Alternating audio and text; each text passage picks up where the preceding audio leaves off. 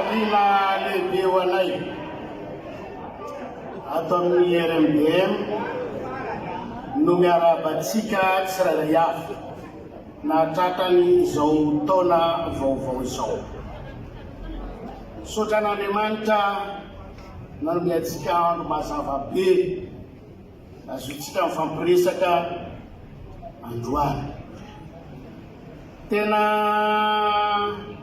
lehibe tokoa ny fifandraisam-pitenenana rehetra izay natao teto ary tena hita miantefa tanteraka any amin'ny RMDM ny mason'izao tontolo izao.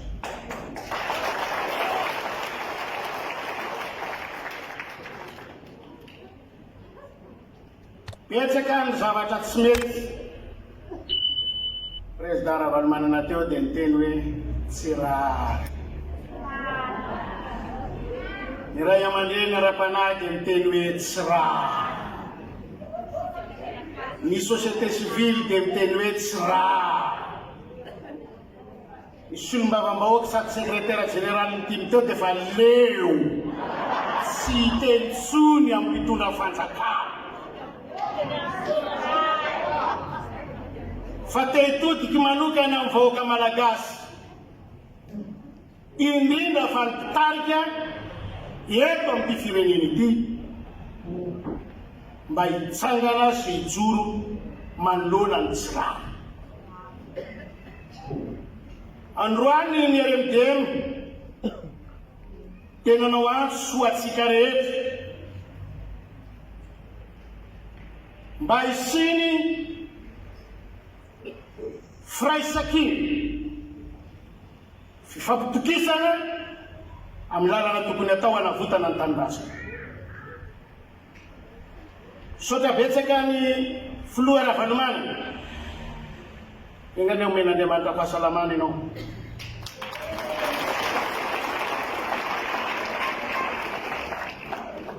Ho tanteraka aminao ny tenin'Andriamanitra fa miazakazaka ianao ka tsy ho sasatra.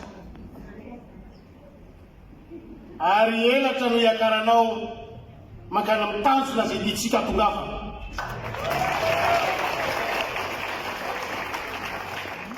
Fa na izany aza nanao antso lehibe ny ray aman-drenitsika.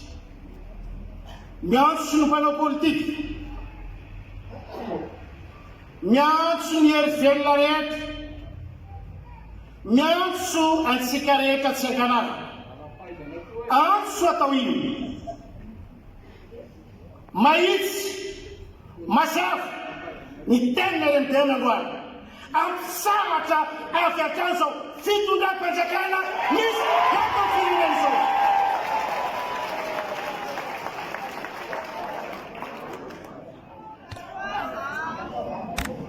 Hitodika mankany amin'ilay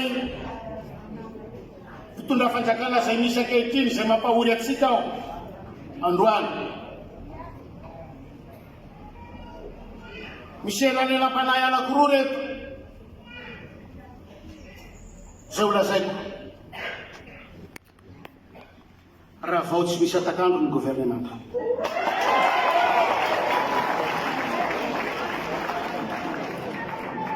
Ary raha tsy mieritreritra ny andravan'ny gouvernemanta ny filohan'ny republika dia ianao mihitsy ny tokony hametraka am-pianarana. Ary raha tsy hametraka am-pianarana ny filohan'ny republika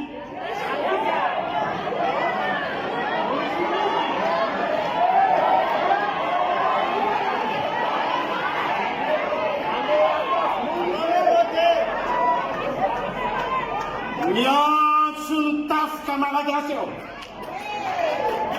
Satria nareo andro faran'ny firenena iantina Madagasikara raiso ny andraikitrareo.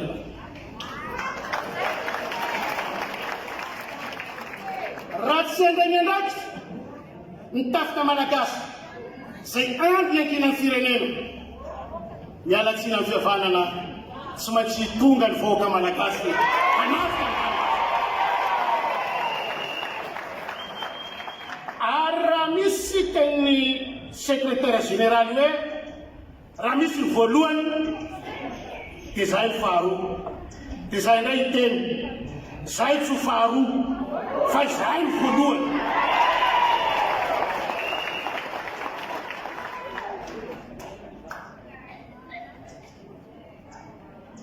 Fisaorana notolotsay saotrany tanorany RMDM, ny vehivavy RMDM, ny parti politika rehetra ao anatin'ny RMDM natotosa sy navita. Araka izany dia makasitraka anareo RMDM tsy nanadino ny HVM no nasanay amin'izao fotoan-dehibe eonana izao.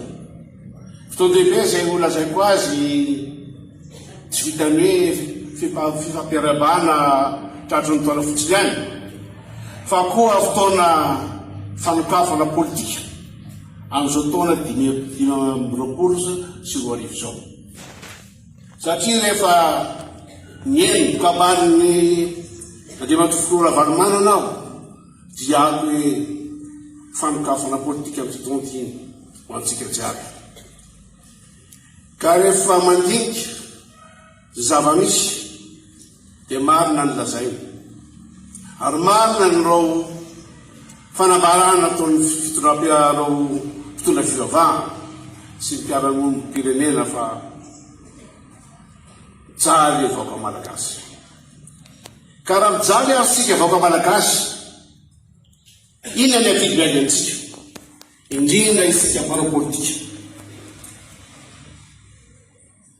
Ty tsotra ny teny voalohany indrindra, raha tiantsika hiaraka amintsika ireo vahoaka malagasy ireo, itsika mpanao politika aloha mila mampandevitra ny ampopoa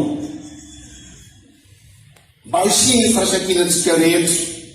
Fa izay ny zava-dehibe rehefa mindray tsika dia miaraka amintsika ireo vahoaka io, satria tsika